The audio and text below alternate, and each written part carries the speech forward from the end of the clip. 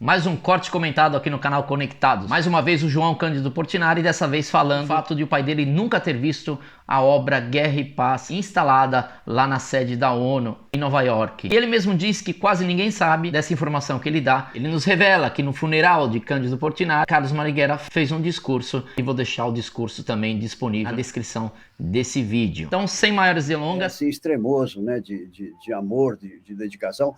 E veja bem, Marcelo, um homem que trabalhava da manhã à noite. Né? O Antônio Calado dizia que o Portinari lavrava a sua plantação de quadros como seus pais haviam feito com o café, de sol a sol.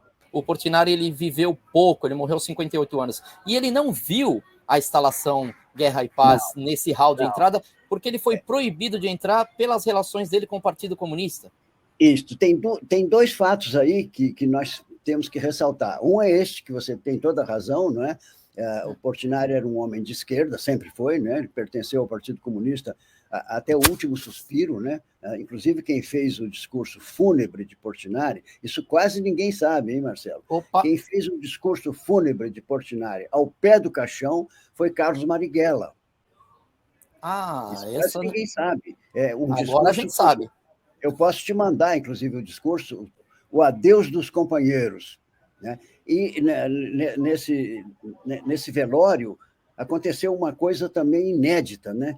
Carregando o caixão, segurando a alça do caixão, estavam 3 pessoas que você jamais veria juntas em qualquer circunstância, né? Que era o líder comunista, Luiz Carlos Prestes, o líder anticomunista, Carlos Lacerda, e o presidente da República, Juscelino Kubitschek, lado a lado, os 3, que naquele momento todas essas diferenças cessaram. Né? Então, voltando à questão da ONU, tem a questão do envenenamento pelo chumbo. Por que ele morreu tão cedo? Porque ele, na verdade, ele deu a própria vida para fazer Guerra e Paz, porque quando ele estava no meio desse trabalho gigantesco, ele foi proibido de pintar pelos médicos, que ele estava ficando intoxicado pelo chumbo que havia nas tintas daquela época. Mas ele, diante da coerência com a militância que ele exerceu durante toda a vida pela paz mundial, pela justiça social, pela fraternidade, pela não violência, ele não poderia obedecer os médicos. Né? Ele tinha que... Essa era a maior oportunidade da vida dele de passar a sua mensagem de paz na ONU. Não é? Então, ele desobedeceu os médicos e eu tenho certeza de que ele tinha consciência de que isso poderia ser fatal e, de fato, foi fatal. Não é? Foram os últimos grandes trabalhos, poucos anos depois ele veio a falecer.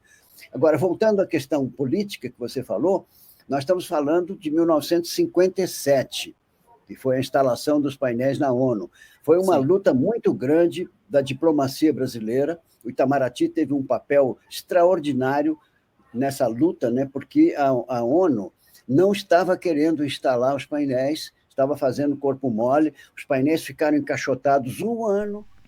E ele também ressalta aí a presença desses 3 personagens aí carregando o caixão de Portinari, né? Luiz Carlos Prestes, líder comunista, Carlos Lacerda, líder anticomunista, e o presidente da República na ocasião, Juscelino Kubitschek. A arte naquela época unia inclusive os inimigos políticos, né? Hoje em dia tá mais complicada a coisa mesmo, porque nem arte a gente tá tendo, né? Portinari, mesmo depois de morto, continuou aí unindo os povos, nesse caso, unindo 3 líderes aí de pensamento ideológico completamente divergentes entre eles. E como ele mesmo diz, para você ir até a ONU, que é um território neutro, você tem que desembarcar no território dos Estados Unidos. Disso, ele não pôde ver a obra dele instalada lá em Nova York. E quem tiver a oportunidade de ir lá ver a obra Guerra e Paz na sede da ONU, manda uma foto pra gente que a gente publica nas redes sociais. Um beijo, até o próximo vídeo, valeu! Obrigado por ter visto esse vídeo e já sabe, se inscreve no canal, deixa um like, deixa um comentário e segue a gente nas redes sociais.